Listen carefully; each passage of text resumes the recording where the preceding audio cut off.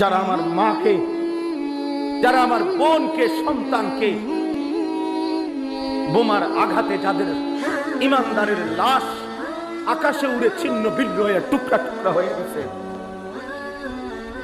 এরপরেও বসে বসে এই মুহূর্তে পৃথিবীতে মুসলমানের উপরে এত জুলুম চলতেছে, এভাবে মুসলমান রক্তে ভাসতেছে, আর তোমরা এরপরও বসে বসা মোবাইল, নারী, ছবি, উলঙ্গ দৃশ্য দেখো। হায় যুবক, লানত তোর উপরে, লানত, লানত তোর উপরে দেখো, লানত তোর উপরে দেখো। কোন মার ঘরে জন্ম নিলি দেখো, তোর শরীরে এক ফোঁটা রক্ত নাই, এক বিন্দু বিবেক নাই তোর কাছে বেটা। কিভাবে সম্ভব বলে? কিভাবে এত বিবেকহীন হয় মানুষ?